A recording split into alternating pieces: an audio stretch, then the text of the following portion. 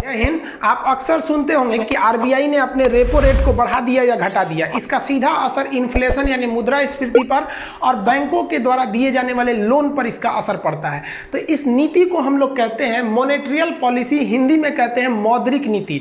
ये नीति बनाने का अधिकार केवल आरबीआई को है। इस नीति के तहत आरबीआई के पास एक ऐसी चाबी है जिसके तहत वो अपने ऑफिस में बैठे भारत में महंगाई को बढ़ा सकती है और महंगाई को घटा सकती है। आरबीआई के पास इतनी समझदारी है कि वो नोट छाप के गरीबी दूर नहीं करती है। नोट छाप कर गरीबी दूर कर देना मतलब अपने आप को क्या है, एक तरह का आत्महत्या कर लेना है। बर्बाद हो जाएगी अर्थव्यवस्था। आप नोट छाप कर गरीबी दूर नहीं कर सकते हैं।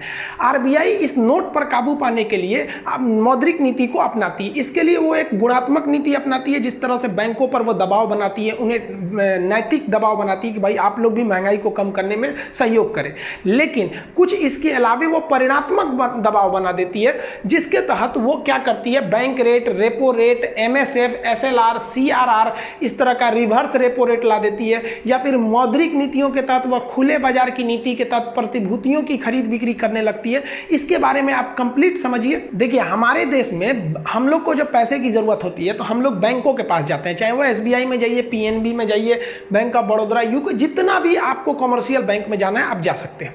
लेकिन जब इन बैंकों को पैसा घटता है ना, तो ये आरबीआई के पास जाते हैं। इसलिए हमारा बैंक ये सब, और इन बैंक का बैंक हो जाता है आरबीआई। तो बैंकों का बैंक है आरबीआई। ये पूरे बैंकों को कंट्रोल करके रखता है। देखिए, इन बैंकों का जो इनकम का मेन स्रोत होता है वो ब्याज होता है, यानी इंटरेस्ट होता है। आप बैंक पे जाएंगे कर्जा मांगने, घर के लिए कर्जा लीजिए या फिर कार खरीदने के लिए लोन लीजिए, किसी भी चीज के लिए आप लोन लेते हैं तो ये बैंक आपको आराम से लोन दे देते हैं। आप जाइएगा बड़े बड़े शॉपिंग मॉल में खरीदने तो तुरंत कहते हैं हाँ खरीद लीजिए, ईएमआई पे दे देंगे, क्योंकि जानता है आप 15,000 का सामान खरीदेंगे तो आपसे वो 15,000 के आपके बदले वो पैसा देगा, लेकिन धीरे धीरे आपसे काटते रहेगा, 15,000 की जगह 18,000 ले लेगा। तो इस तरह से बैंकों को फायदा होता है। टोटल बैंक का फायदा ब्याज पर डिपेंड हो जाता है यहाँ पर।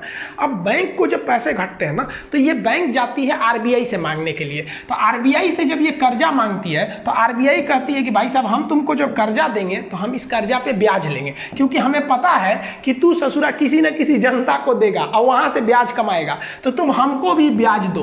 तो इसी ब्याज को हम लोग कहते हैं रेपो रेट। इसका एक मतलब पूरा नाम होता है रीपर्चेजिंग ऑप्शन, ये जरूरी नहीं है। तो रेपो रेट क्या होता है कि वह ब्याज दर जो आरबीआई इन बैंकों से लेती है कर्जा देने के बदले। सोचिए, ये आरबीआई भी बहुत बड़ा सूदखोर है। ये रेपो रेट के तहत ये बैंक वाले इससे कर्जा ले लेते हैं और इसके बाद इनको दे दिया। अब मान लीजिए कि ये रेपो रेट है आपका 5%, सपोज करके चलिए कि 5% पे ये कर्जा लाने गया, और यहाँ से कोई जनता वाले भाई यहाँ से कोई गए, मान लीजिए यहाँ से गए श्याम, कोई आदमी है श्याम, ये बैंक से कर्जा लेने गया कि भाई साहब हमको कुछ पैसे दे दीजिए, कर्जा चाहिए, हमको लोन चाहिए। तो ये बैंक वाला देखेगा कि भाई साहब हमको तो खुदे मिला है 5% पे, तो इनको भी हम देते हैं अच्छा खासा, तो इनको दे देगा ये। आप कहेगा भाई साहब आप ले लीजिए 10% पे। तो ये हो गया इसका बेस रेट। अभी आप पूरा समझते चलिए, अभी पूरा समझ में आ जाएगा पीएलआर क्या होता है। तो बेस रेट पे किसको मिला? जनता को मिला। और रेपो रेट पे कर्जा किसको मिला? बैंकों को मिला। कोई भी बैंक को मिल सकता है यहाँ पर। तो अब बताइए, ऐसा पागल कोई मैनेजर होगा क्या जो बेस रेट को रेपो रेट से कम रखे, यानी 5% में लाके इनको 2% पे देगा? बैंक बिक जाएगा, वहां पे दिवालिया हो जाएगा बैंक वहां पे। तो ये बेस रेट हो जाते हैं। अब इनको जो भाई साहब को कर्जा मिला, मान लीजिए ये 1 लाख रुपए लोन लेके आए, तो इनको ये 1 लाख रुपए पर कितना ब्याज देना है? 10%। यानी 1 लाख रुपया लेके आएंगे, 1 साल बाद उस पर 10% ब्याज लगेगा। बैंकों का ब्याज सालाना लगता है। अब आप सोचिए, 1 साल बाद बैंक उनसे कहेगी पैसा दे दीजिए हमको, 1 लाख वो दीजिए, 10% ब्याज यानी 1,10,000 दीजिए। तो ये भाई साहब के जेब में कितना पैसा आ गया? 1 लाख रुपया आ गया। ये कैश पैसा को हम लिक्विडिटी कहते हैं, तरलता कहते हैं कैश पैसा को। ये कैश पैसा बर्बादी का जड़ है। अब ये 1 लाख रुपया लेके घूमेंगे ना, तो इनको तो शान से चलेंगे, सजरा कहीं का 1 लाख रुपया जेब में है। जाएंगे मिठाई की दुकान पे, कहेंगे हे मिश्रा जी 1 किलो मिठाई तोल दीजिए। दामों नहीं पूछेंगे कितना का है, सीधे कहेंगे 1 किलो मिठाई तोल दीजिए। क्यों? क्योंकि जेबवा में नहीं, इनके तरलता बोल रहा है, तरलता, कैश पैसा, बहुत पैसा में दम होता है सोच रहा वहाँ पर। यहाँ पे तोल दे, आप वो देखेगा कि अरे बाप रे बाप, ये बोले हैं कि 1 किलो तोल दीजिए, तो 100 रुपया का मिठाई रहेगा तो कहेगा हाँ लीजिए ना, 150 रुपया में बेचें, आपको 120 में लगा देंगे। ये खुश हो गए भाई साहब। ये क्यों खुश हो गए? क्योंकि इनके पास पैसा था। अब मान लीजिए कोई और आदमी ऐसे ही बैंक से लोन लेके आया, वो भी गया मिठाई खरीदने, मिठाई वाला उनको भी बेच दिया 120 रुपये में। अब एक बात बताइए, जो मिठाई 100 रुपये में बिक रही थी उस पर भी उसे प्रॉफिट था। लेकिन ये लोग पैसा के गर्मी में उस दुकानदार से 120 रुपये में खरीदते गए, तो वो दुकानदार अब उसका रेटे कर देगा 120 में कि भैया मेरा 120 में बिक ही रहा है। तो ये कैश पैसा जो आदमी के जेब में रहता है ना, यही आदमी जाके महंगाई बढ़ा देता है, जो सरकार नहीं चाहती है कि महंगाई बढ़े, वरना गरीब आदमी पिसा जाता है यहाँ पर। इसलिए गवर्नमेंट जो होती है वो कहती है बैंकों पे कि तुम लोग कम से कम कर्जा दो, लोग कम से कम, लेकिन बैंक वाला कर्जा नहीं देगा तो इसको फायदा कहाँ से होगा? इसलिए बैंक वाला दबा के देता है सब कर्जा कि ले जाइए भाई, ले जाइए। तो सरकार कहती है कि जरा तुम नहीं मानेगा, रुको बताते हैं। सरकार आरबीआई को कहती है, आरबीआई सुनो तो बहुत महंगाई बढ़ रहा है, एक काम करो रेपो रेट बढ़ा दो। तो आप कल्पना कीजिए कि जरा रेपो रेट कह देगा 40%, तो इनको 10% पे ब्याज मिलेगा। अब इनको कितना पे मिलेगा भाई ब्याज? अब इनको 40 लिया है तो कहेगा लो भाई 50% पे ब्याज। अब 50% पे कोई आपको ब्याज देगा कि 1 लाख रुपया लेंगे तो हम आपसे बदले में 1.5 लाख लेंगे, कोई कर्जे नहीं लेगा, हम ऐसे ही रहेंगे, नहीं मिठाई खाएंगे चलेगा। अब बेचारा बैंक गए थे कर्जा दे दीजिए, तो कहा कि 50% ब्याज, भाग आएगा मिठाई की दुकान पे, कहना मिश्रा जी मिठाई नहीं खरीदना है। मिश्रा जी देखेंगे यार मिठाई नहीं खरीद रहा है कोई, तो बगल से कोई और आएगा, उसको भी लोन नहीं मिला है, उससे भी कहा मिश्रा जी मिठाई नहीं खरीदना है। मिश्रा जी कहेंगे मेरा मिठाइया कोई नहीं खरीद रहा है, महंगा हो गया है क्या मिठाइया यहाँ पर, तब वो मिश्रा जी ने मिठाई का रेट नीचे कर देंगे। रीजन समझिए आप कि किसी भी अर्थव्यवस्था में यदि आपके पास पैसा है तो आप मोलाई करना छोड़ देंगे, आप किसी भी चीज़ को आराम से खरीद लेंगे। आप देखिएगा मॉल में छोटे मोटे आदमी नहीं जाते हैं, मॉल में शॉपिंग करने खरीदारी करने बड़े लोग जाते हैं, उनके पास कैश पैसा है, तरलता, मोलाई नहीं करते हैं, सीधे जाकर भाई बिलिंग करो दे दो यहाँ पर। तो महंगाई को कंट्रोल करने के लिए आरबीआई के पास एक रेपो रेट नाम की चाबी है।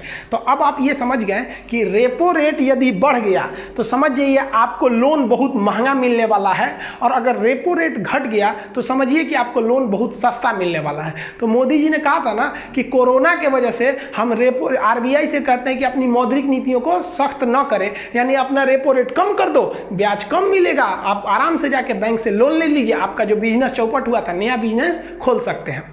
अब ये रेपो रेट जो होता है वो 2 से 14 दिन के लिए दिया जाता है, लेकिन कभी कभी बैंकों को केवल 1 दिन के लिए पैसे की जरूरत पड़ती है या ओवरनाइट पैसे की जरूरत पड़ती है, तो वो रेपो रेट पे नहीं लेता है, वो तत्काल पैसा लेता है, उसे कहते हैं MSF, मार्जिनल स्टैंडिंग फैसिलिटी।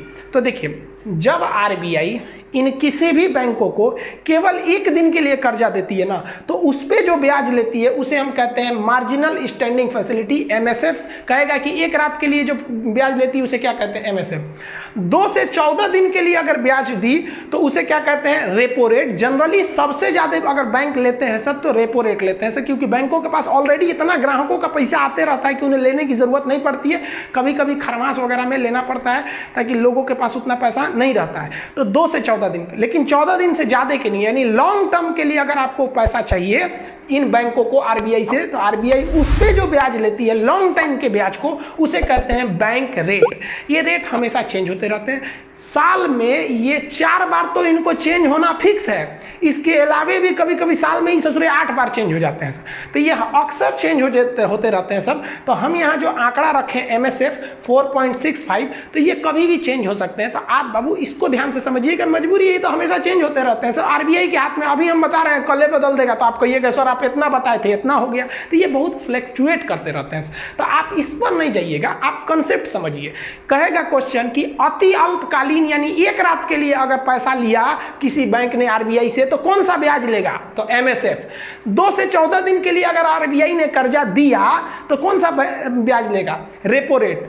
और दीर्घकालीन कर्जा दिया यानी 14 दिन से ज्यादा के लिए दिया आरबीआई ने किसी भी बैंकों को, तो उसको क्या कौन सा ब्याज लेगा? तो बैंक रेट। बीपीएससी के एग्जाम में पूछा था कि अल्पकालीन यानी कम समय के लिए कौन सा होता है? तो रेपो रेट। अति अल्पकालीन सबसे कम समय के लिए MSF होते हैं सब। तो MSF का जो रेट होता है वो रेपो रेट से ज्यादा होता है क्योंकि इमरजेंसी में मांगने गए। कहेगा कि आरबीआई सबसे ज्यादा कौन से रेट का प्रयोग करती है? तो आप कहेंगे कि रेपो रेट का प्रयोग सबसे ज्यादा किया जाता है। अब ये समझिए आप ध्यान से, यानी रेपो रेट को घुमा बढ़ा के आरबीआई यहां पे लोन को महंगा सस्ता कर सकती है। जनता को जो लोन मिलता है वो किस रेट पर मिलता है? तो बेस रेट पर। देखिए जनता को जो लोन मिलते हैं इसके भी 2 रेट होते हैं, एक होता है primary landing rate. Primary lending rate वह रेट होता है जो बैंक ग्राहकों को देती है, लेकिन बैंक के पास भी दो तरह के ग्राहक होते हैं, एक रेगुलर कस्टमर और एक फेवरेट कस्टमर जो हमेशा आता है, करोड़ों रुपया जमा करता है, बड़े बड़े लोग होते हैं।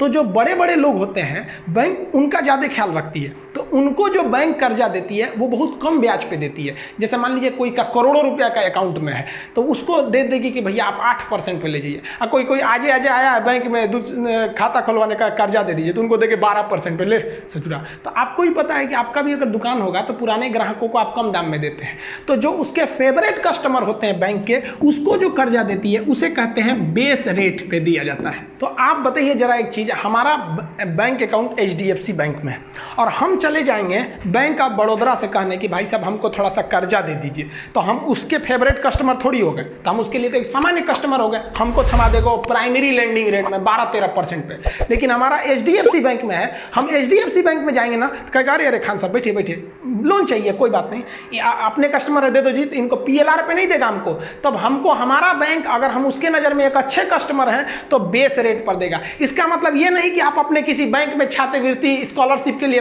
अकाउंट खुलवा लिए कि 700 रुपया आएगा इसमें, आज आके चल गए कि हमको 1 करोड़ रुपया दे दीजिए और दे देगा बेस रेट पे, ऐसा नहीं होता है। आपके अकाउंट मायने रखते हैं कितना मेंटेन किए हैं। अब एक जरा चीज सोचिए, बैंकों को जब पैसा घटा था तो ये मांगने गए थे, तो ये सब ससुरे सब जो RBI है वो 3 तरह का ब्याज ले लिया समय के हिसाब से।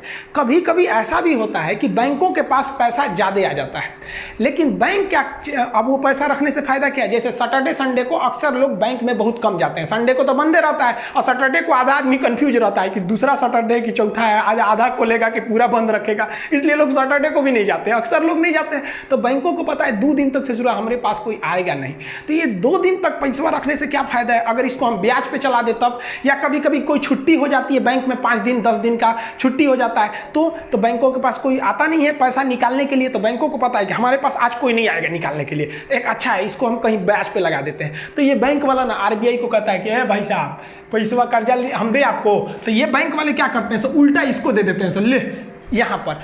तो अब बताइए जब उल्टा देंगे सब तो ये सब भी मांगेंगे सर RBI से कि ब्याज दो, और अगर ब्याज नहीं दोगे ना तो हम जनता को दे देंगे, जनता महंगाई बढ़ा देगी तो जनता सरकार को गरियाएगी और सरकार तोरा गरियाएगी, इसलिए RBI कहता है हाँ नहीं ले आओ। तो इसको हम लोग कहते हैं रिवर्स रेपो रेट। तो ये हो गया रिवर्स रेपो रेट, और इधर से आया तो रेपो रेट, और ये अपना उसको दिए तो रिवर्स रेपो रेट। अब RBI क्या कहता है कि देख भाई साहब, तुम लोग हमसे मांगे थे तो तुम लोग को घाटा हुआ था, तुम जरूरतमंद थे, इसलिए हम तुमसे लिए थे रेपो रेट 4% पे, लेकिन हमको कोई जरूरत नहीं है तुम लोग का, हम तुम्हारे भलाई के लिए चाह रहे हैं कि 2 दिन सैटरडे संडे बंद है या छुट्टी है या कोई भी मतलब है, सरप्लस अमाउंट है तुम्हारे पास, तुम हमको दे रहे हो तो हम तुम्हारा बोझ हल्का करने के लिए ले रहे हैं, इसलिए हमें जरूरतमंद मत समझो और हमसे उस ब्याज दर की उम्मीद मत रखो जिस ब्याज दर पर हमने तुमको दिया था।